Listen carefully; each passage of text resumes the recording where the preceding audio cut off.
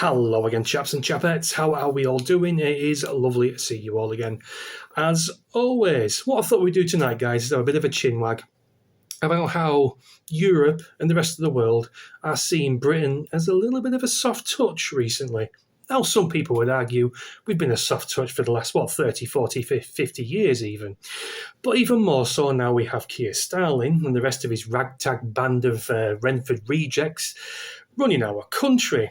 Now, just recently, Keir Starmer has given away an island in Mauritius, Chagos or Chagos, I'm not quite sure how you pronounce it, just signed it over back to Mauritius. No ifs, no buts, just, yeah, no problem, there you go, giving away our territories, basically, even though there is a strategic army base on there since the 1970s that is shared between the UK and the US. Doesn't matter, Keir Starling, yes, take it.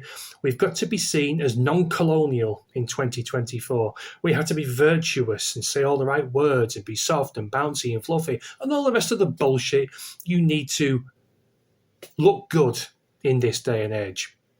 Now, this is evident that Europe and the rest of the world obviously have a close eye on this. They're nudging each other in the ribs and saying, aye, we've seen Britain there, they're giving away pieces of their territory, they're giving away pieces of their land. Do you think we should try our luck? And the reason I say this is because what the Spanish are doing with Gibraltar even recently. Draconian Spanish officials have started a diplomatic war between Spain and Gibraltar after checking and stamping Gibraltarian passports at the border.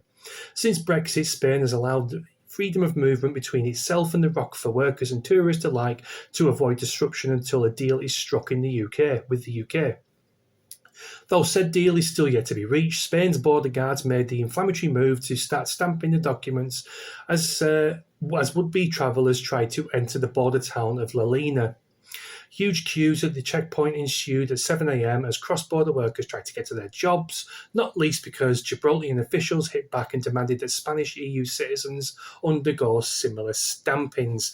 Now, this is nothing more than the Spanish government testing the waters, because they can see that Keir Starling and the rest of his rugrats who are running this country are making us much weaker than we were before. He's an easy target. He's easy to get around. So they're just dipping the toe in the water. I know, let's have a bit of a play with Gibraltar, because obviously that's a British territory.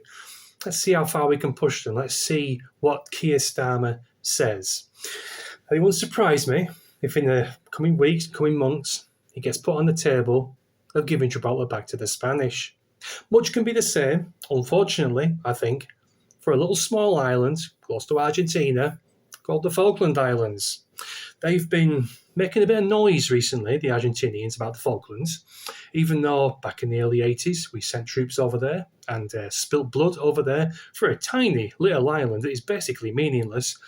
It means a lot to us because we have British people on there, Falklands British people who like to live under British rule. There's been a vote on it, and they voted resoundingly in being part of being part of a British territory. But it wouldn't surprise me if Millet, is that what he's called, the little shouty fella in charge of Argentina at the minute, puts it on the table in front of Keir Starmer. Now, can you see someone as weak-willed as Keir Starmer haggling over the prospects and future of the Falklands? That is a terrifying prospect to the people who do actually live on that tiny little island.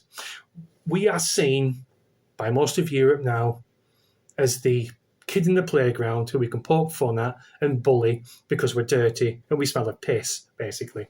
That's what Keir Starmer and the rest of his Muppets are doing to our image on the world stage. And it has to end, and I hope it ends very, very quickly. I despise this man.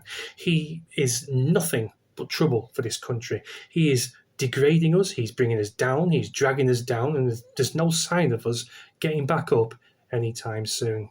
Despise the man. I can't wait to see a change. Hell, I'd much rather have the Tories back in charge. Rishi Sunak, even, than this fat... No, I better not say that.